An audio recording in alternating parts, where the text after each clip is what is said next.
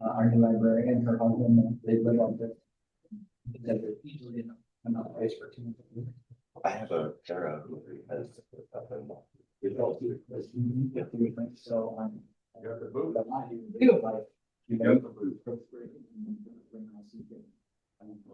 a Thursday project. Tara. Open the cabins. No. Hold it with baby toe. What did you do it again? What did you do? Dumb? How'd you do this? We're good. We're golden, thank you. It's way out there. It's way out there, but I mean, how cool are these brains for?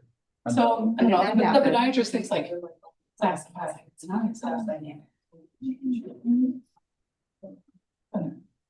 So I was like, 2 o'clock. He's not much. They're really great. Didn't even occur to me to go. Whenever you're ready. Okay, we can call this work session of the Charles City Community School District to order. Do we have a roll call or anything? Go ahead and start with building goals and presented by the principals. Which one want to start? Joe, Washington's up.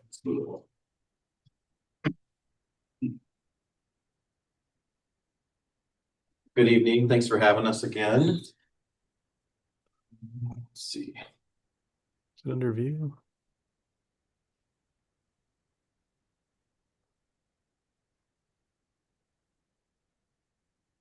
That's not on my screen. I'll go hit that up.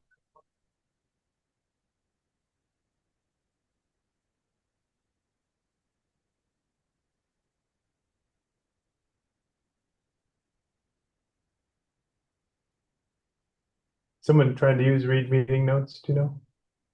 Okay. Okay. You're gonna advance. Oh, no. All right, thank you. So we had an awesome start to our school year at Washington. We have just seen a lot of kids really make a lot of growth over the summer. Not so much, I mean, not necessarily academic wise, but just growth, maturity. We have a great kindergarten class that's come in. And so we've had a really good start, and just want to talk about some of our goals for this year. We are kind of changing up what we're doing this year. We're going to go from fall to spring, looking at our growth. And so we're going to grow from 64% for ELA proficiency in the fall. And those numbers might be slightly different. We had a few kids finishing up testing today, but we're wanting to grow by 5% from fall to spring. And then our math came in very high. We were at 77% this fall and hoping to grow to 82 by the spring.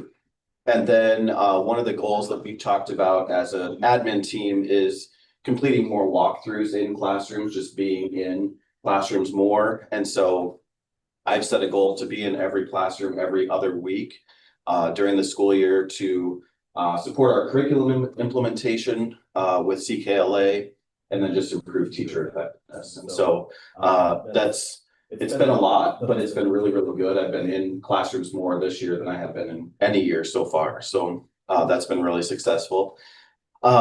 We selected CKLA and we have started implementing that. I think kids are just super engaged by what they're learning. I was sitting in a first grade classroom today and they were learning about the muscular system, which was really cool for them to learn about. I thought they weren't paying attention, and then she asked what the biggest muscle was, and they found out it was their butt. And so they were all over that. They're very excited. So I'm guessing every family will hear about that tonight.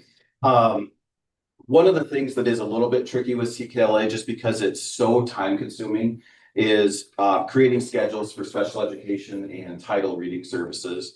So we've really had to think carefully about how to do that.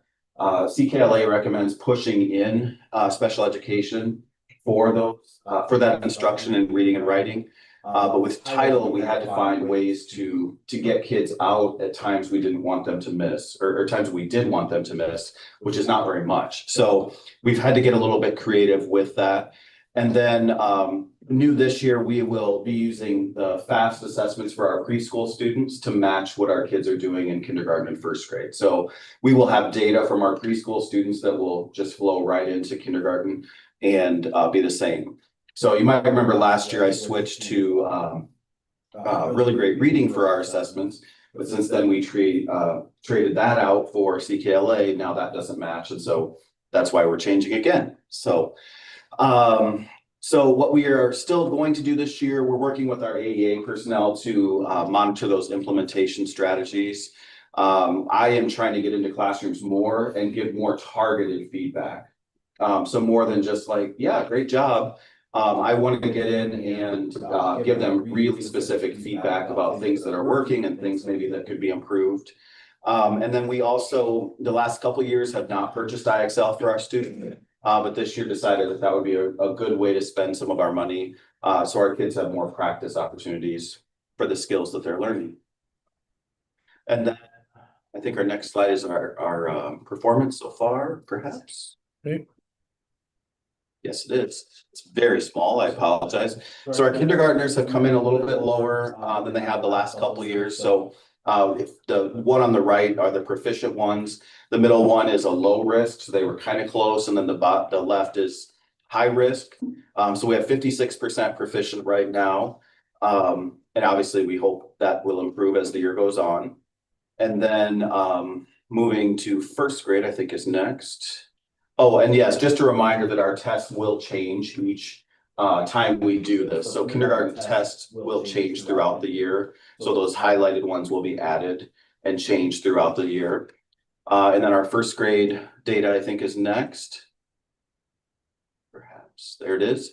And they came in at 63%, which is roughly where they ended last year. So we didn't see a lot of drop off from last year to this year, which is good.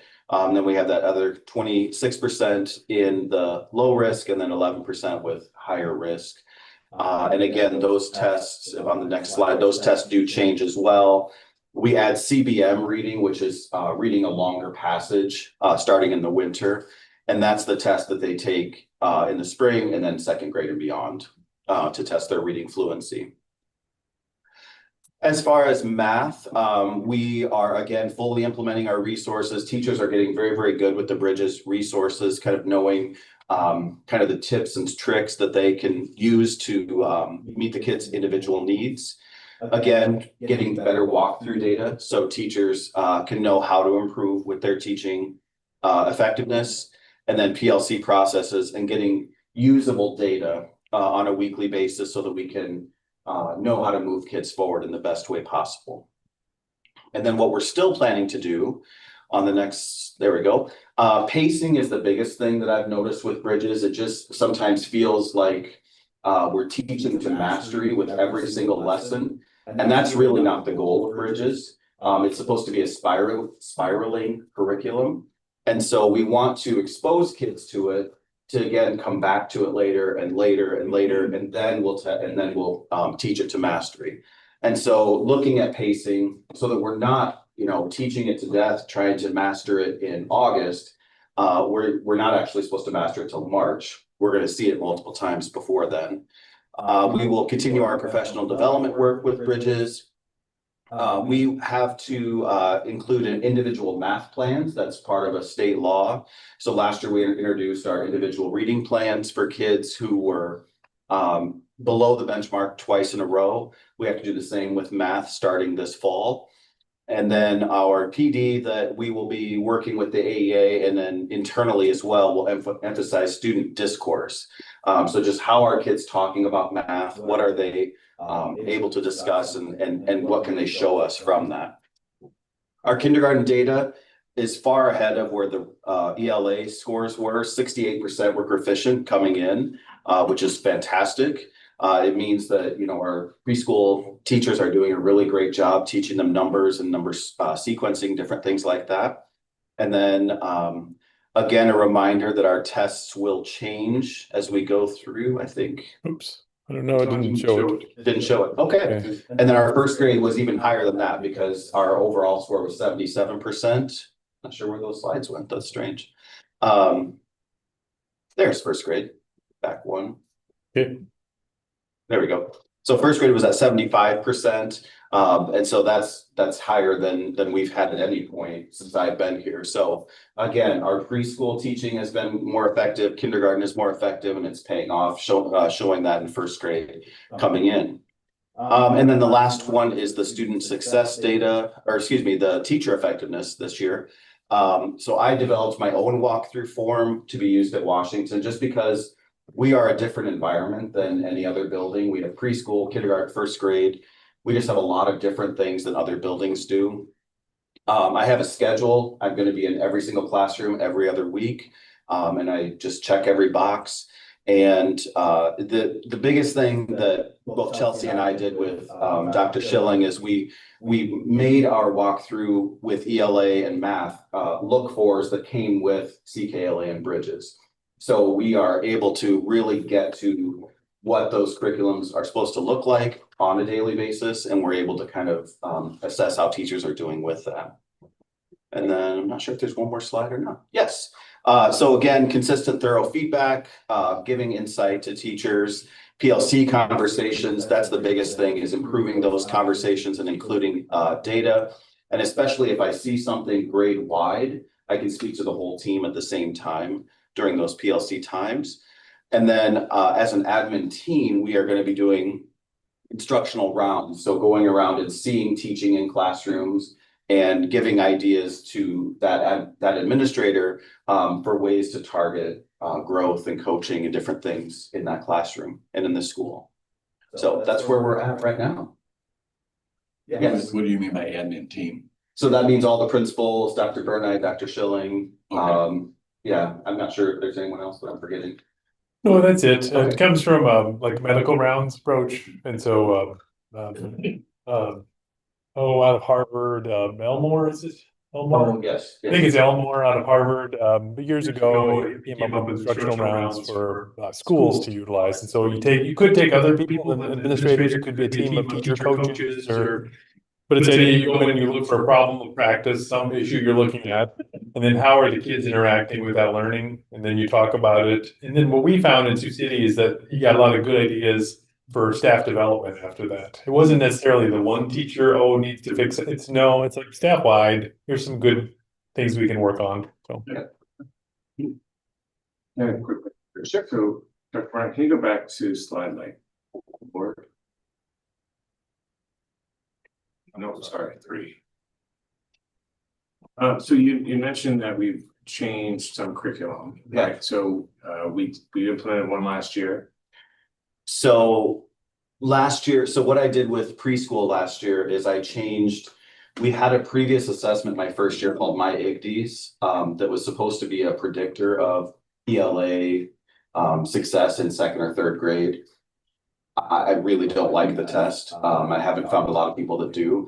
And so we switched it last year to really great reading because that matched what we did in K1. But this year, since we don't use really great reading in K1 anymore, now we're switching again to FastBridge, which will be almost identical to what kindergarten does the following year. So we'll have data from our preschool students that will closely mirror or match what they do in kindergarten, and we can see progress. So I think that's my question is if we're changing, the way we're evaluating, right? How do we know that we're making progress? Because last year's data is evaluating maybe different things than this year's data.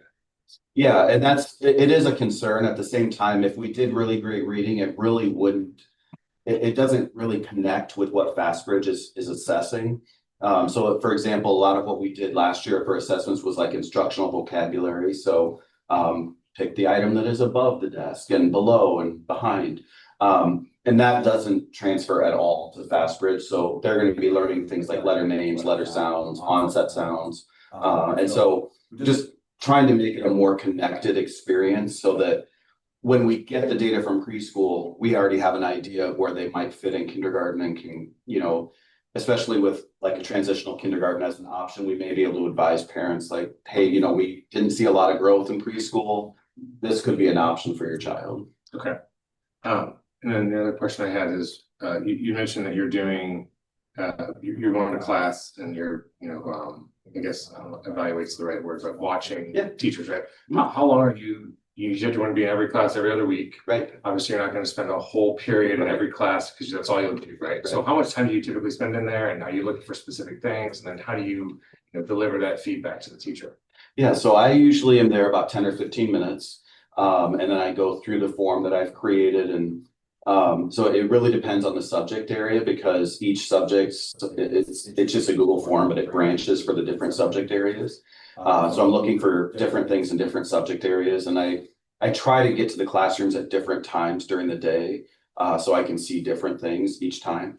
And then what that does is it emails it to me, and then I just forward it on to the teacher after that. Okay. And that's my kind of check the box, like it's in my sheet that I've got to that teacher this week, and helps me keep track of that. And my last question is, so obviously as kids are transitioning from home life to school life where it's much more structured. Yeah. Right? There's always students who say, well, this is difficult for me. Maybe I don't know how to act. Behavior changes, right? How do you kind of step in and help teachers for behavior? Is that something that you do, or is that something the assistant principal, or is that the teacher, or do you have to call Mr. Burnett? He comes, Dr. Burnett, he comes from the building and picks him out of class. He was in my building a little bit last year, but no. Truthfully, like our kids have done a really nice job so far, but the behaviors that we see, you know, we do have a behavior interventionist that we hired last year. Mrs. Bauer is phenomenal. We have about a handful of kids right now that are still struggling with that, and she's been really instrumental with kind of being proactive, getting to be with the kids and kind of coming up with strategies to work with them. The other piece that we have is we have a tier 2 and a tier 3 team that meets every other week. So they just alternate weeks. Our tier 2 team is me, grade level teachers and special ed teachers. We give the teachers some support as ideas of different things to do. And then tier 3, if it gets to that level, we pull in our school nurse, Jenna Hagland, our school social worker, our AEA rep, counselor, and we kind of look holistically at the kid to see, you know, are there home issues that we can address? Are there resources we can connect with? All of those things. So it really is a team effort. I know that's a cliche, but we do have a couple teams that address that, and it doesn't all fall on me. It's working the way it was supposed to work last year, in that Lynn is kind of that front line of the behavior. And then, you know, I support as necessary, and then I'm able to be with teachers and students and helping improve that. So what I'm hearing you say is that if there's lots of people involved, making sure that the students are getting everything that they need, and there's several steps before anything changes. Like in the event of like, hey, this particular student's having an issue, like let's bring all the things together and talk about all the different parts of the students and how we can help solve problems for them. Sure. Yeah. I mean, obviously we intervene right away. So for example, I have a student who likes to run out of the classroom, out of the building. That's not something that we can just be like, cool, let's meet in a couple weeks. So we, you know, obviously we put a lot of plans in place to keep the students safe, keep other students safe. But then, yes, we collect data, we come back together, we talk about that student, and we try to come up with the best plan possible in order to support that student with all the needs that they have. You know, at some point it could become an evaluation through the ABA for special education. But we really try to do as much as we can in the building before we jump to that last step. Great, thank you so much. Honestly, the only positive I would say is, I know you mentioned the classroom visits for like the teacher component, but I think at that age level, exposure that the kids see to you Yes. kind of goes into that conversation of like, oh, he isn't just somebody who comes when there's an emergency, but like, he's just a regular person that we Yes. see. Yeah. So I you're do. both I see that like a lot. visible in positive and negative experiences. for them. Absolutely. He's a fixture in the classroom. And Yeah, the goal is to not be a distraction when I walk in. That hasn't happened yet, but that's we're the gonna get thought. yeah, we're gonna get there. Yeah. You have to wear like a mask, but then that would be way worse. That would be a lot. Okay. Thank you. Yeah, thank you.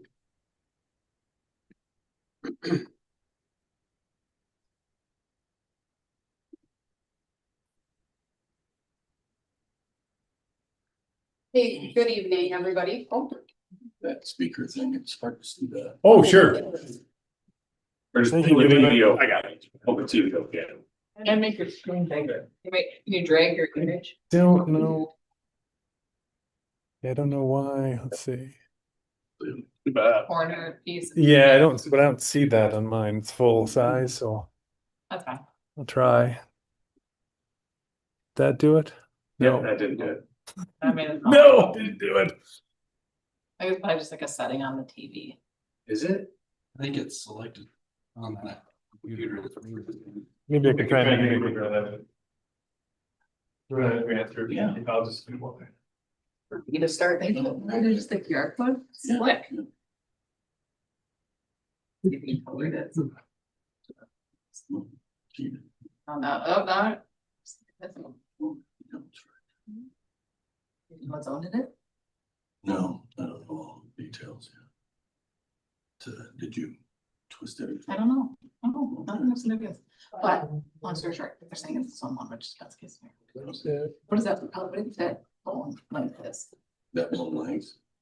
We're going to you like millimeters or something Oh, this little chip right here, like that. Part of the- millimeters. Yeah, just in case. Up. Like a generic. If it was in two. No. Yeah, sometimes it screw. I just like, it doesn't heal looking corner, I just. Pull that part out, I was like, no, just go do that. Let them know that you. But that's why they have this big thing, because tendon attaches right in that area. So I don't know if maybe there was like some stress reaction to the tendon.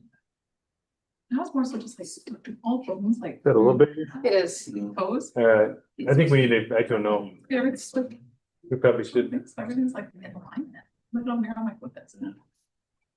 I don't- But Oh, wait, there was when you look at the the bottom, standard hang on. goals, that one- There we go. Okay, there we go. That works. So this is good. Oh, do we do the little Charles City, do you see the little box there over to the side? That's,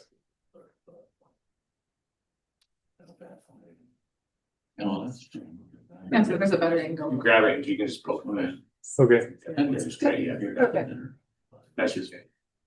I think that's an emotion fracture.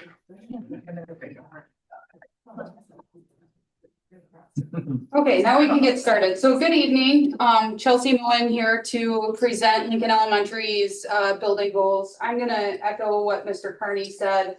We're off to a really fantastic start at Lincoln. We had really great energy for the start of the school year. Everyone was excited to be back. We're excited about the new literacy curriculum that we're implementing. Just really good to see the positive energy that we have going in our building right now. First slide is just an overview of our building goals this year. So in literacy, we are planning on 5% growth and proficiency from fall to spring. We're utilizing FAST, just like Joe Carney had mentioned. That's the common assessment that we have across all 3 grade levels in our building for literacy. For math, we're planning on a 10% growth and proficiency from fall to spring, and we're utilizing MAP. And then for our culture and climate, we want 80% of our students to treat each other with respect, as reported by our students on the Conditions for Learning survey that they take. Next slide. So just to dig in a little bit into our literacy and mathematics goals, what we are working on doing this year is first, we started out the school year pre-service before students were back.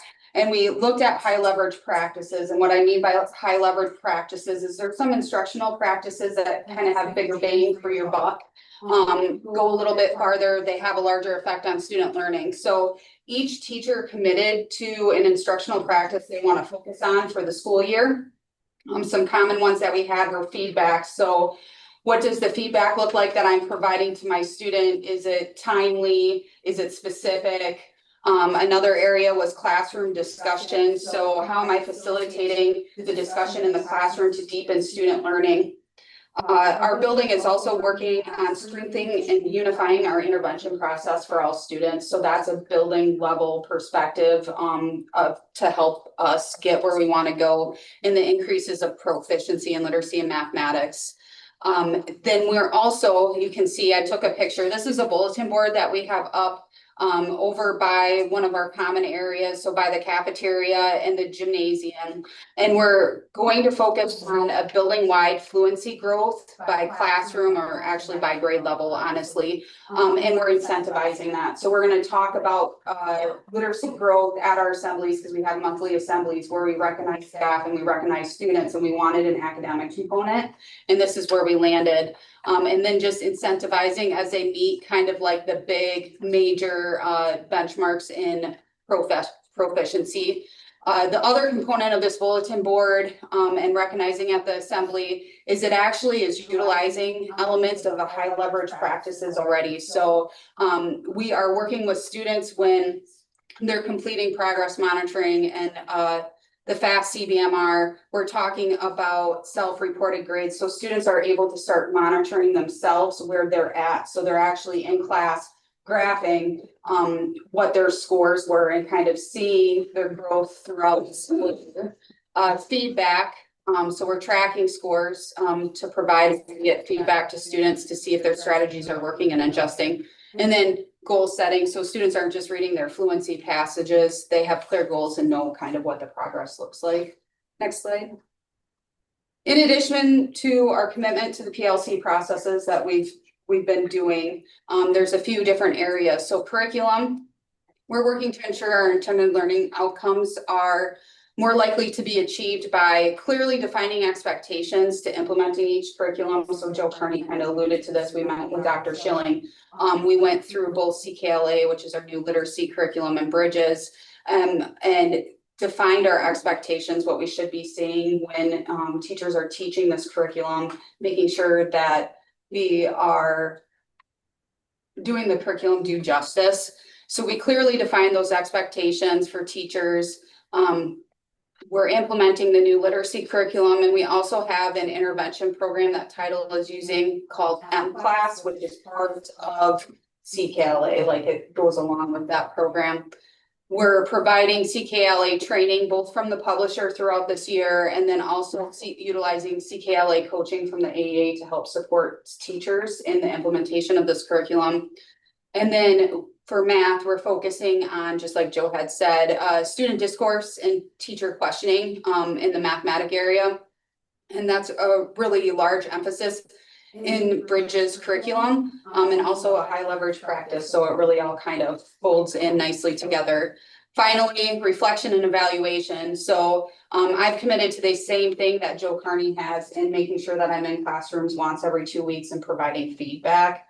My feedback tool focuses on our curriculum expectations that we outlined, making sure that we're implementing the curriculum with fidelity. And then it also focuses on our building identified high leverage practices. So as a team of teachers, we had conversations, and so we're focusing on learning goals, classroom discussion, student discourse, and then feedback. And so I'm providing specific information to the teachers in those 4 areas that we identified.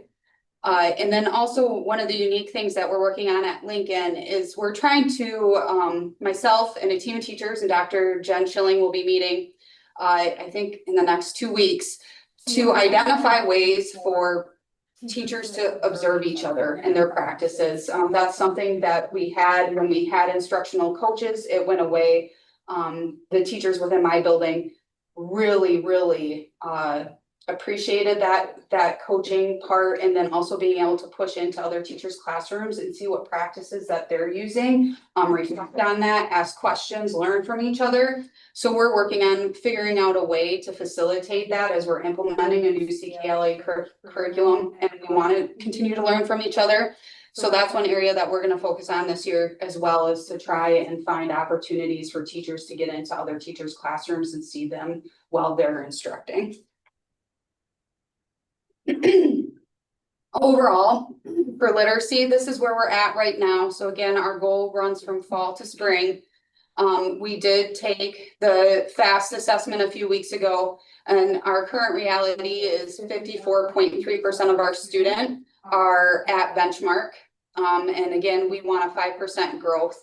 I also included a small little table for those of you that are interested in kind of seeing that growth across cohorts, and then also over time. I did include that information for you if you want to reference it. And then for mathematics, you can switch the slide.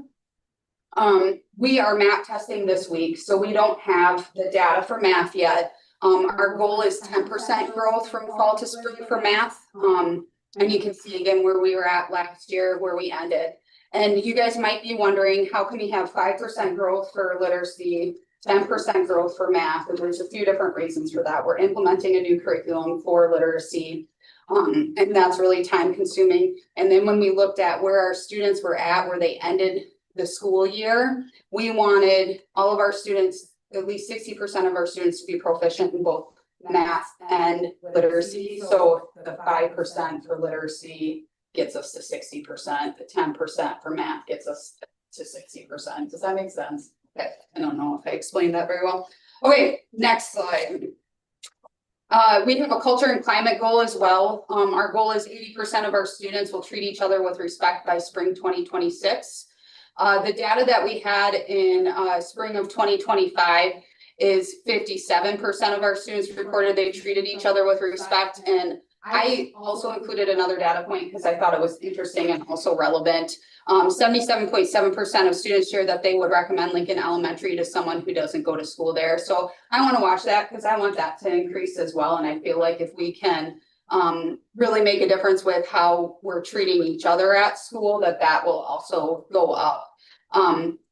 I highlighted the areas that are kind of changes from what we were doing last year. So obviously we still have our behavior expectations and supports, which hasn't changed.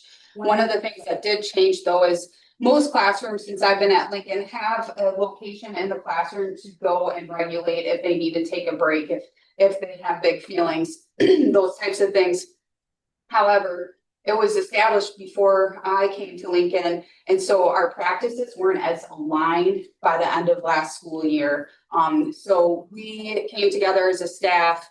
We decided we're calling it the pause place. So every single classroom has the same exact language, the same exact expectations. The teachers have explicitly taught the pause place to students, and also are providing opportunities to practice when they're regulated, because that was one of the biggest things that we had a conversation about is our students need opportunities to practice when they're regulated. So it's more likely when they're dysregulated, they'll think of that as a tool that they can go and opt and use in the way that they need to.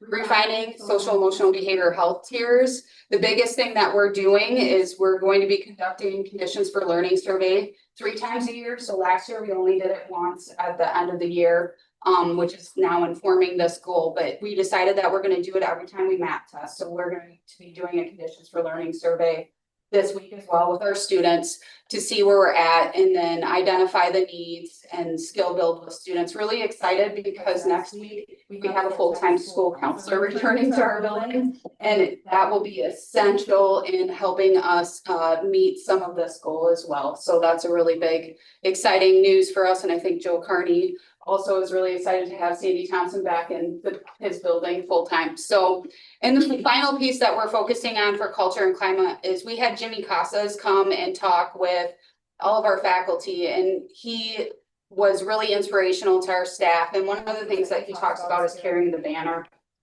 And we interpreted that as celebrating what makes our school special, keeping students at the center of everything that we do, and then lifting each other up so we're all succeeding together. And the biggest thing that we're focusing on right now is telling our story and what makes Lincoln Elementary special for the students who go there, for the staff that are there. So what we've done so far is we've created a communications team. April Hansen has actually come in and trained our communications team. With the new website, you can actually be posting to the website, posting to Facebook. So we've been going through a little bit of training for that. And we're really working this year on increasing our Facebook presence to share our story. So if any of you guys have liked Lincoln, I hope that you've noticed that there are more videos and more pictures of students and what we're doing in the building. Like Miss Kluver had posted a video.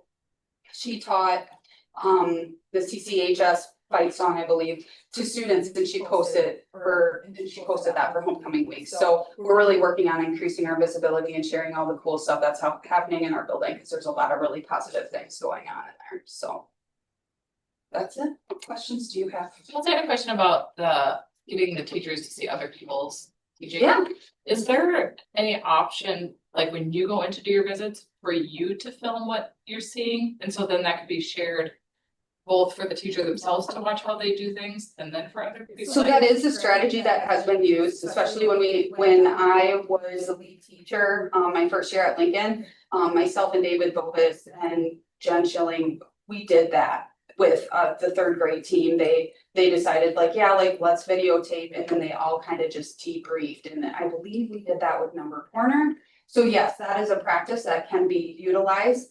those things take a lot of planning. You want to make sure that you have the right reflective questions in place and those types of things. And I think that's how come it came out of like the instructional coaching capacity, but it is an opportunity. I'm just thinking if it's hard to schedule another teacher to go see a teacher. Yep. I think there's benefits to both. There is benefits to being able to see as a teacher. One of the things that teachers are grappling with right now is CKLA is so robust. There is so much to it and they want to stay on pace and on track. But how do I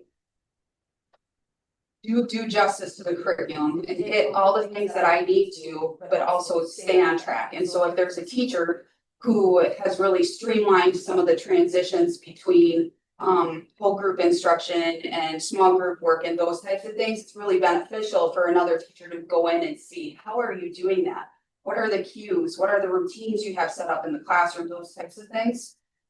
So yeah, benefits to both. Thanks for bringing that up. Question for you. So you mentioned 77.7% of students shared that they would recommend Lincoln Elementary as someone who doesn't go. Yep. So obviously you're asking them what they like, right?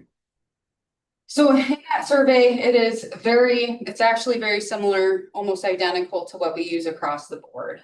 So I don't think that there's really any opportunity as far as like what are the pros and cons, but that is something that we as a building leadership team have talked about, even in meeting the treating each other with respect.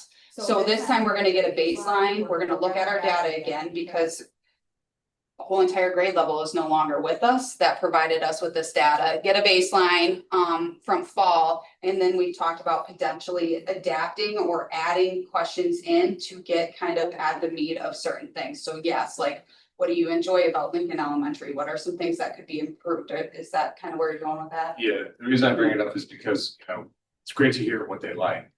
Things that they don't like are more positive because it gives us an opportunity to say, how can we correct that or make it better? And, students may say something and somebody's like, well, they don't have any basketball. So I would recommend people come here because you can't play basketball, right? So if you just got a basketball, like that might open up a whole new grade level for us or something. Right? Yes, yes. So just if we could drive down to some of those things that maybe are significant to them, but are something that we can address very easily, might make that 77 jump to the 90s. Like grab the low hanging fruit, right? Yeah. But first we need to be able to figure out what it is. Yeah. So, and then you answered one of my other questions, which was some historical data, but you brought that in, so I appreciate that. It's great. Thank you.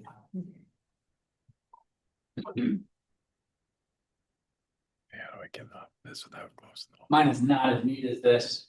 Like, that's really nice. Pretty straightforward today. One big celebration, we were looking at what was embargo data, now is public data. So middle school overall score went from 53.8 to 59.6, or four overall percentages points on the performance indicator away from state average. So that's really, really great. And to see that growth. Year 7, going into year 7 for me, we're fine tuning a lot of things is where we are. We've got a lot of really great systems that are in place for student behavior and student and teacher learning. We are the big 3 are going to be, we want to continue to grow incrementally. We've had some pretty big gains in the past, and now we're at or near or slightly above in some areas state average, and we feel like if we can focus on 1 or 2 percentage points per year, then those are really doable gains, and we can move forward. So we are still targeted on the Iowa performance profile for students with special. A lot of factors in play here. We have a pretty high proportion of our students that are identified. So what we want to do is we want to focus on our interventions, our early interventions that we can do before they get identified. So that's all of our, we call them tier 1.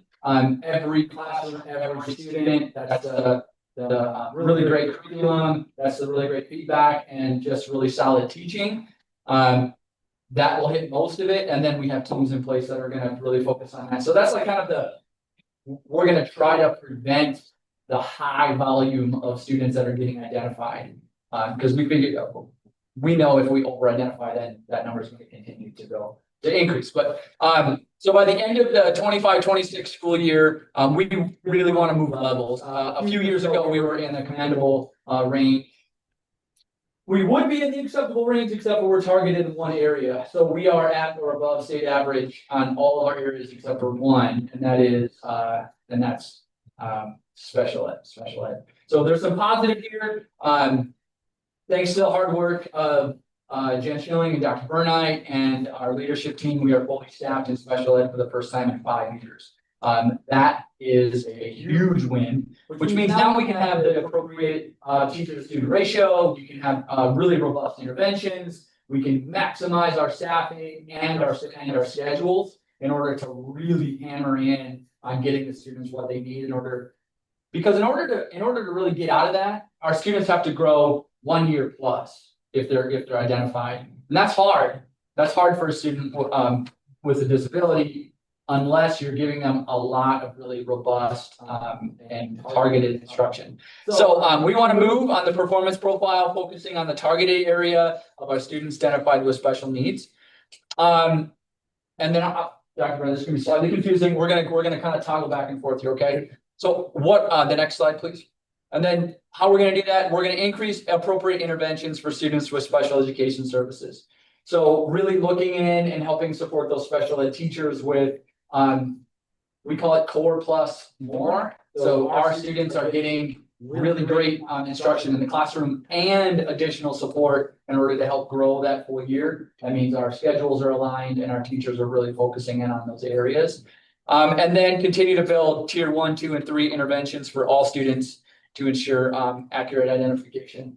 And if we see a student is starting to slide and we can put an intervention in place and we can bring them back up, then we're less likely to over-identify.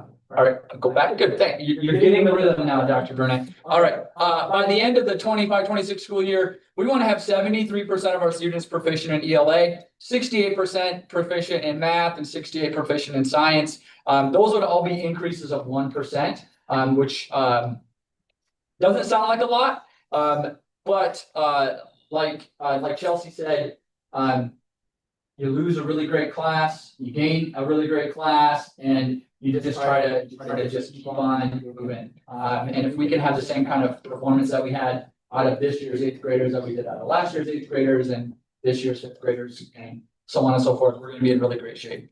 So what we're going to do is we're going to lean into the formative assessment. And I don't know if Levi is going to talk about that, but the secondary side of the campus has really been focusing on formative assessment process.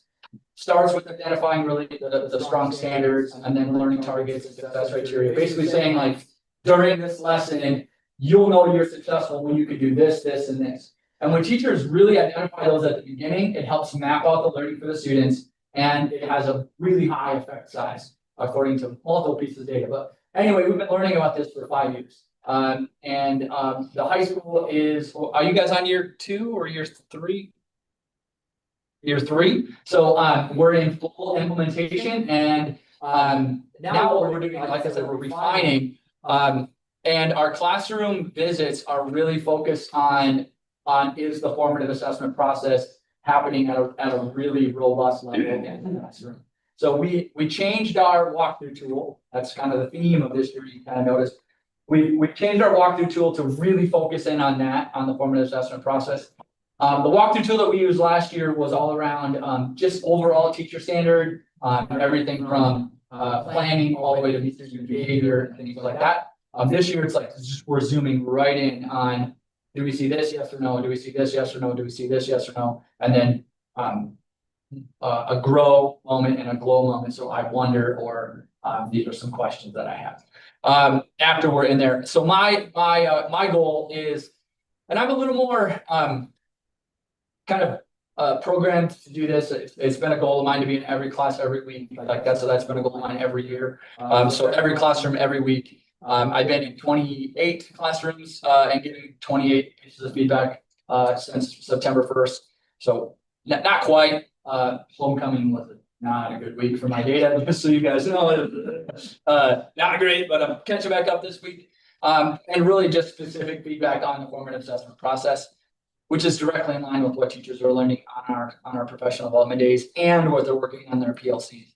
And then, we always like to not wait until the Super Bowl to figure out how the team is doing. So that's where there's map tests are coming in. And, we're map testing today and this week, and we'll have that preliminary data coming in, as early as next week to figure out where we are, and then do it again in winter, and then we can make adjustments and be ready to go for the spring. And then goal number 3, I think we got a bond that we're trying to pass or something, so we're really trying to increase lots and lots and lots of positive feedback or positive attention to our school district and really try to build support. And we're doing great things, so why not tell the story? That's really going on. So by the end of the year, middle school staff will increase positive engagement with Charles City family members through positive personal communication, promoting what's happening in the middle school, and increasing parents actually coming into our building. So we've got some really great ideas to do that, and some really great ideas to partner with IC as students start to transition into the middle school. I've got a proposal that's coming your way soon. So we're going to increase positive communication. We actually track this. Every teacher has a quota that they need to meet of just a couple of really great things that they're seeing from the students in the classroom. It sounds just genuine, but when you actually start looking for it, it's really easy to pick out some things that they saw from a student that, and then making those parent phone calls and doing things like that. And interestingly enough, we had a very tough situation happen, and the parent that we were in the parent meeting with mentioned 3 times the positive communication that he got a couple weeks ago about his kid. So people will remember, people know that that's important. We're going to increase our social media presence. You guys have probably seen that. And we're really revamping our newsletter. Hallelujah, amen. Like we want it to be more visual. We want it to be more like one click away from a lot of information. And we want to have a lot more pictures and videos that are going out that are kind of forward facing to our parents. And then increase opportunities for families to be in our building. That I think is that's the gold standard, is number of parents, not just for conferences, but for showcase days, for exit interviews, for events, because the more they be in here and see what's really happening, then the more the picture that they can tell to everybody. Are there any questions? Got a couple. Yep. One, I think it's really important that you've done a nice job of like laying out a very specific goal. Everybody's done that, which is really, I think, important to say, hey, like this is where we're at and this is where we want to get to, and just say, hey, we're going to pick this lofty goal that's way unachievable, like 25%, because that's not realistic, but 5 and 10% are very realistic goals. So I think that's really good. I think it's also commendable that you started off by saying, hey, this is the thing that we are challenged with. We recognize that, and here's how we're addressing it. We're really good in these particular things, and this is the one that we know we need to work on, and here's how we're putting a lot of effort and energy into resolving. And then the last thing, I just want to call out Joe, and I hope we would have done this if I was just a parent and not a school board member, but I had an issue in the drop-off lane. So anybody who goes and drops off their kid in the middle school lane knows it. You can get very busy there. Some days it's really busy, some days it's kind of busy. And so we had an issue 2 days in a row where we had one particular individual who kept cutting the line and almost ran over some kids. And so I said, hey, here's what happened. They were actually circumnavigating the line. So instead of like waiting 1-1-1, they were going around it, and then there were 2 wide at the crosswalk, which is super dangerous. Yes. So I said, hey, this is what happened. And he's like, hey, I got an idea. This is what I'm gonna do. And he like implemented it the next day. And I was Golden. Yeah, the next day. I had somebody go flying down that, and then we realized, oh, I can't go there. So then they had to do the zipper merge like you do in Minnesota. And they fixed it. And then I've been there a couple other days, and we haven't had an issue since. Which I don't know about you, but there's nothing more annoying on the interstate when you see that merge sign and then you see the people going by on the left like flying. I'm like, No, that's the correct way to do it. That's 2 minutes on the right there. They went to an insurance, that's the correct way to do it. so at 65, you can go and get your lower rate insurance, but you have to go through this like driving defensively. And that was like the #1 topic, is the zipper merge is more effective. That's how you're supposed to do it. Okay, well, that's not the Minnesota nice way to do it. It is, Anyway. this is what, this is going on. So yeah, I'm in the. I left lane. appreciate that. So- And I think that's important too, is being responsive to people and, especially in middle school, because, we can control student behavior no more than you can. But what we can do is be responsive to it and be responsible for it when it happens and take appropriate action and then learn from it and then hopefully grow so it happens less. And I think if parents feel like you're supported and you're supporting them and you're communicating, then you'll win. Thank you. There you go. I don't like it. No. Why? Like, Because it exactly. If it works, well, this- protect they're it. just- where people come flying Oh, out and you're then supposed to be they're trying to get in flying. front of me and I'm like, hey, I've been in this line for 20 minutes and now you're gonna jump right well, in the front of me. true way is to get full. That's an opinion. That's one insurance person. No, no. Science proves it. Let's go, Levi. Sounds good, sounds good. Year two, coming in, you're gonna see very similar goals as I had with some revisions as to year one. I'll just kind of patiently wait, but it has been a good start to the year. You're gonna see kind of towards the end, we're seeing in our data, and my focus is gonna be on the Iowa School Performance Profile, a huge celebration, which is the high school is no longer on the priority list. That data that came out, that is a massive celebration, but we will get there here shortly. Goals again, want to retain 85% of non-retiring staff, making sure again that I believe people not always leave their jobs, they leave their bosses. As a principal, that's one thing we talk about, a good climate and a good culture for students and staff. And if people want to stay, that means, hey, we got a good thing going. Last year, we were able to meet that mark, and I hope that we meet it again this year. Number two, increase our score in the Iowa School Performance Profile, which is my focus today. My last year's focus was to increase our participation rate and proficiency, which again compiles into a big matrix and a big formula to give us what our score is. We were able to meet those increases, which I'll shed light on here shortly. And then year two focus is a graduation rate increase. As you know, I am hey, let's make sure kids get to the finish line, get that high school diploma in hand, and making sure that increases again. Number three, to provide information and tours for the bond to the public to inform the voters. Scheduling as many tours as I can, whether it be outside people coming in. We had tours on open house night when families were in, and just the ones that I was able to give, we had approximately 50 families come in that didn't have high school students. It was, hey, just come check it out. My first year here, high school open houses aren't really attended very much. And our second year, it was, holy cow, we got a lot of people in here. And some people were walking themselves through with their students and kind of giving their own tour, especially incoming freshmen that are new to the building, so to say. But just make sure that we continue to move that in the right direction. Number four, increase our ISASS math proficiency. That's an area of growth for us. Last year, we saw a little bit of a dip in our math proficiency, and that's a focus of ours unilaterally. And then number five, to sustain or increase science and English language arts proficiency. Last year, science went up 13.5% for the amount of students proficient, which is an awesome increase. And then English language arts went up about 3.5%. So, hey, we've gotten those increases. I don't want to see it go down. Okay. So that's where I'm at, the sustain or increase. And hopefully we can get that way next year for our math department, or for our math scores.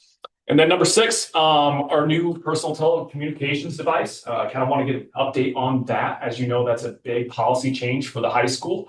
The former policy was, and as you know, with new Senate filing or House filing, and you can go to the next slide, Dr. Burnite. What we just communicated out before school started was just, hey, our telecommunications update that was sent to all families. It's posted on our website next to our newsletter. I want to make sure that we don't get a certain amount of students. I believe it's 10 students to step 4. Okay, so 4 violations. That's saying, hey, we built in interventions to make sure that the cell phone's not going to be a problem during the school hours. So with that being said, we had one student, for instance, they had gotten to their second offense, and we called, the mom wanted to come in right away for a parent meeting, and the cell phone was just going to be kept at home. And that's pretty good intervention when we had parents stepping up saying, hey, we're gonna make sure that this isn't a problem for our students. So overall, it's been a very, very good rollout. You know, our total number of referrals is approximately 30 to 40. I don't have the number right on the top of my head, but some of those were in the first week where students, like, just out of habit, they had forgot to put it in their locker or put it in their bag. And it was just, hey, you know, they pulled it out of habit. How many times do we reach for our pockets, right? So overall, that's been a good rollout. Getting to the focus of our Iowa School Performance Profile. This is what last year's was in 2024. So again, it's based off the previous year's data. So you saw, you know, we're at 53.51%, the total score being 481.55 out of 900. And again, there's a lot of factors that go into this. We're talking about attendance, chronic absenteeism, proficiency scores, work-based learning. Then you can go to the next slide. You see the priority status has gone away, which is a tremendous win. We are still needs improvement. And I don't want to over-explain this, but explain it as simple as possible. Our score in terms of like 525 is good enough to be classified as acceptable. However, since we're targeted into areas, that drops us one rating category. Okay, so our score says we are an acceptable school. However, since we're targeted in 2 areas, that drops us a level. Okay, so that's where it says needs improvement. So either way, it's not a one-year fix. I'm really, really encouraged by not having our high school on the priority list. That's a big cause of celebration within our entire staff. I'm going to be sending an email out shortly because this just became public data. So comparing it year by year or past year, we're no longer a priority school. We are still classified as needs improvement. You know, if you were to go 3 years ago, they didn't have that rating system where if you were identified in areas that it would drop you. Okay, so if you were to go back to 2023, we were acceptable, but we were identified in 4 areas. Okay, so that's where you kind of have to also take into account, you know, what the state is doing with the rating system. Okay, and again, that's public data. You're able to look that up. Now, if you're curious about it, I love sitting down and kind of crunching those numbers and seeing how we're doing that stuff. But we've had a 44.01 point increase. Highly encouraged by that. And again, kind of highlights, you know, we're targeted to areas which drops us one level from acceptable to needs improvement. Our building leadership team is meeting. We meet now every single Tuesday morning. Last year we met every 2 weeks. And this year we kind of collectively said as a group, we want to meet every single week. So we meet on Tuesday mornings, 7:15 to 8 o'clock. And that's our focus tomorrow, since this is now no longer embargoed data, is to see what can we do to make sure that we're continuing to move in the right direction for that report. You know, in some of those increases, you can go back to that previous slide. In some of those increases, just notes that I jotted down in some of our big, you know, 44-point increase. Our assessment participation, that was one of our building goals, is getting the kids to take the actual test. It increased 1.65 points for the science test, 3.01 points for the math test, and then 3.28 points for the English language arts test. So we were right at like 95% of our kids taking every test. Now we're to the point of we got 99 or 98.99 kids taking those tests. And those are easy things to do and focus on as an administrator. Hey, this is the state test. We're going to take it, right? If you miss it, what are we going to do? We're going to make it up. Okay. Our graduation rate from the previous 2 years increased 6.07%. Pretty phenomenal. And that's one thing that I really highlight as, hey, is our stuff working? Are we really building in things to support families and support kids and getting them to the finish line? And I'm very, very proud of that, but I still want to see an increase next year. Our proficiency in science was phenomenal, 13.5% increase. And then one of the biggest things that we saw that jumped off the board with me was a 24.85% increase in our work-based learning opportunities. So that's our teachers offering opportunities to students that are going to advance their career readiness. And that's great. And I'm a former CTE teacher myself as a business teacher. We have a very, very good CTE team, but it's not just limited to that. It's what are we doing in other classes to give these kids real life experiences, whether it's going and visiting Cambrooks. Last year we implemented a junior-wide tour day where they were hopping from spot to spot in Charles City, and we're gonna do the same thing this year. And it's just, hey, we're gonna tour what Charles City has to offer.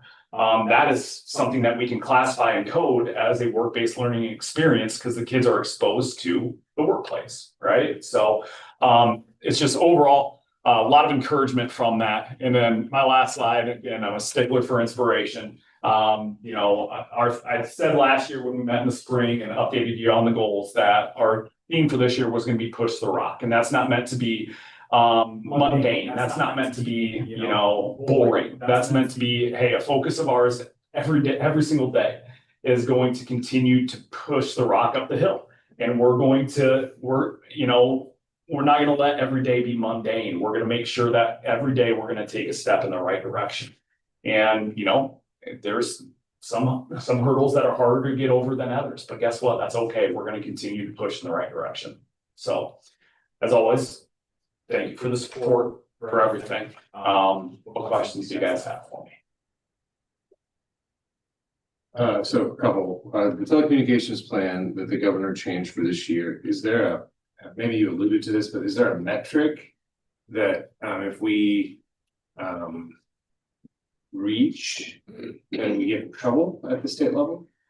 It's just policy and local enforcement on what I've been told. It's not going to be something that's in our report card or school performance profile. And again, we decided to go 8 to 3, no cell phone use, simply because from our group perspective, that's what they have in middle school. And it's an easier transition to the high school that way.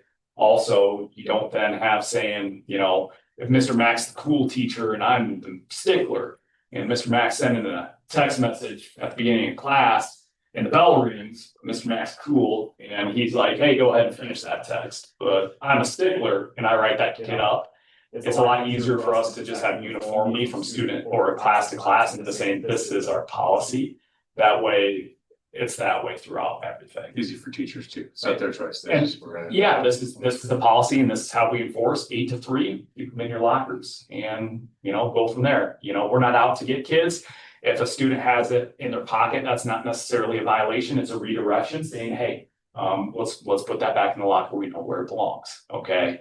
The violations would more be for, hey, you guys walking down the hall right now, and this is not okay, right? That's not what we're talking about. So the other question is, you mentioned we had an increase in work-based learning opportunities this year. Is there a particular thing that drove that? Coding. Yeah. So April Hansen and I, and April's phenomenal. We work through in a lot of our classes. We're not coded correctly in Power School, which pulls directly for state reporting. Yes, so what categories Brett Spurgeon's class might fall under in terms of work-based learning experiences. And now we actually have an advancement in this, and a lot of our CTE teachers are going to be doing this, but the AEA has implemented what's called WIDO, another acronym, right? It stands for When I Grow Up. So it's actually a hub for every teacher to go in and plug in their specific experiences, tag each kid that got those experiences. And then that's going to be synchronized with our DCAP, which is our district and career readiness plan, right? That way we have proof of, hey, these kids are exposed to all these things. So like for when we have our career fair up here in the gym, we're able to say, hey, this is the career fair. How many kids were exposed to it? Every single kid that wasn't absent today. And that's, however many 400 to, depends on how many absences we have. So let's say, Bjorklund's class for business, he takes kids for, a deck activity or whatever. He's going to plug in that experience for work-based learning and then plug in what kids were exposed to. It's actually going to kick us out a plan of every single kid year by year, what experiences they were exposed to for work-based learning, which is pretty dang cool. So there's and I don't know if they're doing it this year, but there's like a Charles City Chamber Main Street program, a leadership program. And I thought that we had some kids involved with that as well. That one's for adults. Is it just Yeah, adults? it's just adults. Patrick Nyberg did it 2 years ago. And then they inquired last year, but they wanted somebody to miss 10 days of school. So I was, Ambassadors, I think that's what you're thinking That- about. yeah, And then okay. we've got one of those in each grade level. Yeah. Going up, we nominate them in 8th grade and then they continue through all the way out through high school. And then they engage with local businesses or businesses in general to do that. Yes, we do have that. Yeah, each grade has a representative and then, you know, they miss a certain amount of time to be able to engage in that. That Yeah. helps me, thank you. Yeah. Okay, that's my question, thanks. Wonderful. Thank you, guys. Appreciate it.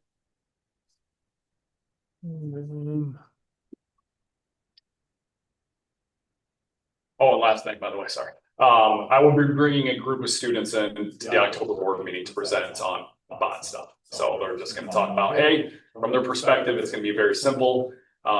Very straight to the point. We got the group as juniors or seniors, juniors, sophomores, and freshmen. And I'm just gonna say, hey, give us 5 reasons why you think we should do this. Don't worry, I'll proofread it, but it's a good group of kids.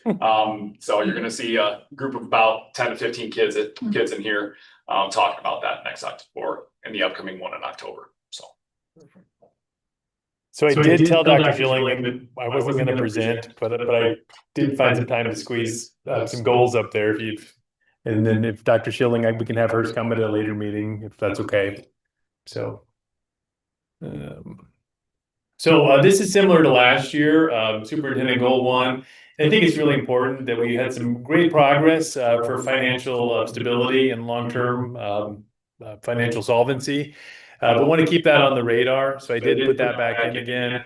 Under Superintendent Goal 1, Standard 9, Operations and Management. Make sure I'm really utilizing those resources, working with the team so that we have great management of the finances. Ensure efficient use and effective operations, the best resources and all financial management practices. And so we're going to really be looking, we go to a special full day training session. Danielle and I are going to go and do a 5-year projection model again, working with Iowa School Finance. ISFIS. It's confusing because there's ISFLIC, which is also a school finance one also, but this is an ISFIS meeting. And so then we get a 5-year modeling tool, which is really helpful. Can I pause you there? Yep. Danielle's still working with that other finance manager person, or is that?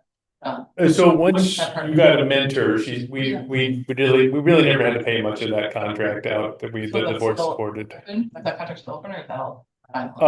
No, that closed. The paid person that we had volunteered to help. Terry, maybe, was it Terry? Came back a little bit. That was last September, I think. Yeah, So. they were really great about getting her a great mentor in a nearby district, so. So she's still, Danielle, you still have a mentor? I do, yeah, for a year. It's like ongoing. I think it's just a 1-year mentoring program. But then she'll still be like a resource for me to reach out to with questions and stuff, so, yeah.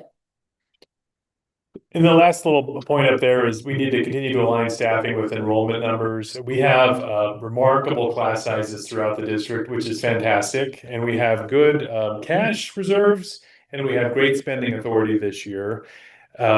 So we're not in a hurry, but we do need to make sure that if our classes are a little smaller this year, we have Washington has nobody above 20 in the classroom. Lincoln's in the low 20s for their highest classroom. The high school is also, the average is very, very low for those core classes. It's well under 20 right now. So that's fantastic. And is, but we have to keep an eye on those things because as we have a slight decrease in enrollment for the next few years, as I projected, and this year I think it will be very similar to last year again. We want to make sure we're staffing accordingly. We don't want to have classes with 1, 2, or 3 kids when it's not a capstone 4th-year program. That would be the only time you'd want to have that. So, and we want to do that carefully through retirements. And if somebody were to leave the district, how can we then maximize? But we wouldn't have to necessarily reduce, positions that have signups for classes. So. And then superintendent goal 2, it's the school improvement. And this ties back into that working with that school performance profile, the different components of it. Want to make sure that we have great attendance. So the chronic absenteeism is still a big factor that helps rank our schools. We want to make sure that the students are performing and learning standards. And so that's part of, we talked about instructional rounds. We're going to be looking at standards and are we teaching those standards? And then if we have areas that we need to work on, can we strengthen those areas? And so my goal is again to see assessment growth in all 4 buildings. Lincoln and Washington for the Iowa School Performance Profile, they're the same. They're linked together because only the students at Lincoln take the Iowa assessment. So they get 1 score as a building. And you notice that Lincoln has both grade levels starting higher than they did last year at this time. And they do have a targeted plan to identify their low subgroup, which is socioeconomic. So they do not have students with disabilities as an identified subgroup that needs targeting. It is socioeconomic, the students' poverty. How many And that's what subgroups are there? Well, there's a lot, and there's more for a district that has diversity and poverty than districts that don't have, diversity and poverty. So. Well, how many different subgroups in all are we low at? Oh, as a district? Yeah, as a district. Okay, so high school has 2. Yep. And so the student with disabilities, and then it switched to Hispanic. It was African American. They did a good job of helping those students to show the needed achievement last year. And So is that based on a percentage or just like, are we talking 1 Hispanic special ed student skewed the numbers to make it go into that No, category? it's gotta be a significant number in order to count. So not all schools have all categories, but if you qualify, then you do. Qualified's not. So if you qualify, it has to be like over 2% of your population or something like that. And there might be a number threshold at a certain point too, like 30 or something. I think when you're smaller, there's a number threshold in addition to a percentage, but you're correct. As far as when we get a significant subgroup that we're. And like something that Dr. Bernight's talked about that we have a plan on meeting is like, how many students away are we from not being identified in that area, right? So at the high school level, like, am I, 3 students with IEPs away from not being identified? Yeah. Not saying that's the real data, but that's what we're looking at. So instead of looking at it from like a number, it's like, hey, how many students away Right. are we?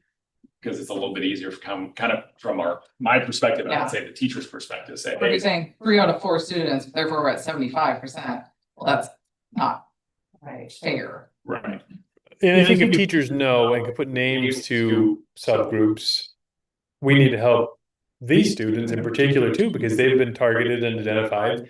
Can we do a little more for this subgroup? All of a sudden, we're off that list and the school pops 1 whole level. So I think that's really important. Lincoln last year in 24 missed it by 1 kid for poverty, being 1 whole level higher. This year they missed it by 2 kids for poverty. So it is something they need to look at. What do you do for like socioeconomic status? So it's the school lunch status. So you just need to intervene. I You mean, need to like- give them interventions. And like, what would be an intervention to target a? It's the same interventions for anybody. It's still academic. It's still Yeah. academic, but it's linked to their socioeconomic status. You know what I mean? Yeah. Like the kids that are in that subgroup, but how they do academically. So it's not a different You're not intervention. targeting their It's the needs, same you're intervention. targeting their academic. I don't know about like. Right, Just but- like targeting. Yeah. So like, I mean, I can get our it. school district is kind of set for failure, really. To be labeled lower, yes. Right. Your chances of being labeled lower are higher. Yes, that is correct. And in 2024, they made a shift with how many areas you're identified with, then drops your score certain levels. Yeah. So like in 2023, the high school was targeted in 4 subgroups, but it's still acceptable. Now they made the shift, or 2023 was 4 subgroups, but we were still acceptable. In 2024, they came out with changing of the rating system to where however many areas you're targeted in drops you a level. So like last year for the high school, 2024, our score was needs improvement. but we were targeting 2 areas, so it dropped us to a priority school. Or like too many schools acceptable? Are they like, this is not what we want to be?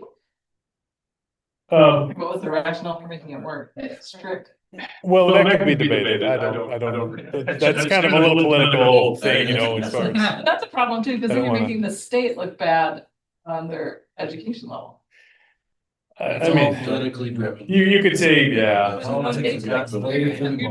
not making yourself look better, you're making yourself look worse if you're skewing the system. True. We just need to concentrate on education. Yeah, and helping those If we kids do that, improve. That's exactly what we're doing. We're gonna be. It does help to know the game you're playing though.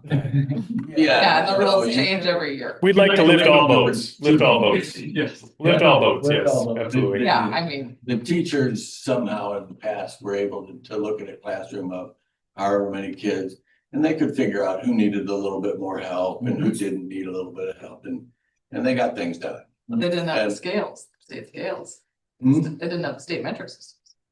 Yeah, we did. I took Iowa basic test way back when. But they And- were. But it was all one thing. They were I mean, comparing district to district.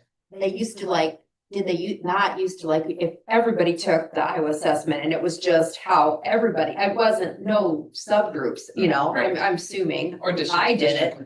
Right. I don't know how. they- Your status wasn't I just based remember on taking it. in Yeah, grade school. That exactly. was in the 1960s. Yeah, they had those. it. But I think they weren't. Every year, a Everybody- politician finds a way to justify somebody else's job.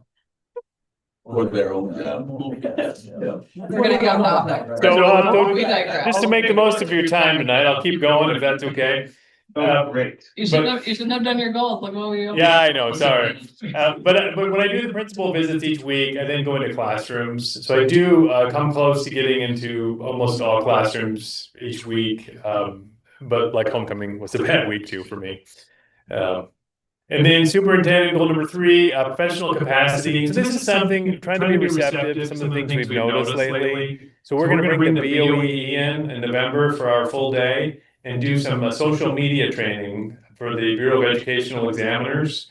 Because part of their training is to make sure everybody continues to have their license and acts in a way that's ethical and keeps their license. So we're gonna bring them in to help talk to staff about, you know, here's a real ethical way to have social media and to use social media. And so we want to make sure we review that, because not just this year, but in the last few years, there's been too many incidents of social media concerns that we've had. So we want to work to strengthen that. And at the same time, look at district board policies and handbook language on social media, see if there's ways we can strengthen that, and certainly do a better job of telling staff about those policies. So they don't live and breathe policy like I do, so.